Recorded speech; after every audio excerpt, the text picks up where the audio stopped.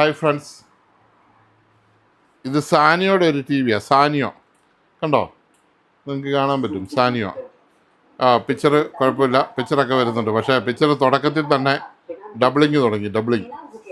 നോക്കിയാൽ കാണാം, ഇത് കണ്ടോ, ഫുൾ ഡബിളിങ് ആണ്.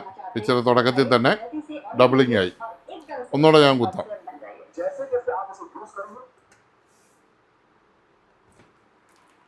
എഴുതി വരുന്ന എഴുത്തൊക്കെ നല്ല ഒറിജിനൽ സാനിയോ പോലെയൊക്കെ ഉണ്ടോ, ഒറിജിനൽ സാനിയോ പോലെയൊക്കെ ഉണ്ട്, അടിപൊളിയാണ്.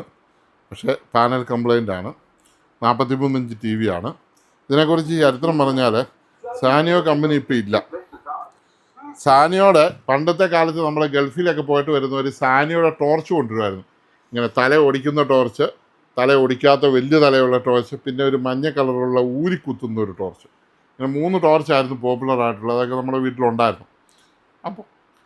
അപ്പം ആ ടോർച്ചിന് ഉപയോഗിച്ചുകൊണ്ടിരുന്ന നിക്കൽ കാഡ്മിയം ബാറ്ററി എന്ന് പറഞ്ഞൊരു ബാറ്ററിയുടെ കണ്ടുപിടുത്തം സാനിയോയെ വല്ലാതെ വളർത്തിയായിരുന്നു.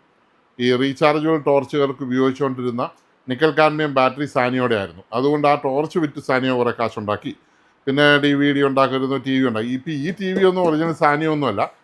ഇതൊക്കെ ചുമ്മാ സാനിയോയുടെ പേര് വെച്ച് ഡ്യൂപ്ലിക്കേറ്റ് കമ്പനികൾ സാനിയോ ആണെന്ന് പറഞ്ഞ് ഇറക്കിയ TVകളാണ്. കുറച്ച് നാളിനുള്ളിൽ ഇതിൻ്റെ പാനലും പോയി, ഒന്നിനും കൊള്ളത്തില്ലെന്നായി പോകും.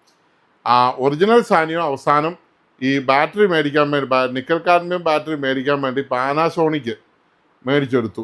സാനിയോ കമ്പനിയുടെ പേരും കാര്യങ്ങളും അവരുടെ പേറ്റൻറ്റും കാര്യങ്ങളും മേടിച്ചെടുത്തു. അങ്ങനെ ഇറക്കി. അത് ഇറക്കിയപ്പോഴത്തേക്കാണ് ലിത്യോൺ ബാറ്ററി വന്നത്. ലിത്യോൺ ബാറ്ററി വന്നതോടുകൂടി പാനാസോണിക്കുകാരുടെയും ഗതി മുട്ടിപ്പോയി. സാനിയോട് അത് മേടിച്ച പൈസയും വെറുതെ ആയിപ്പോയി. അങ്ങനെ ഒരു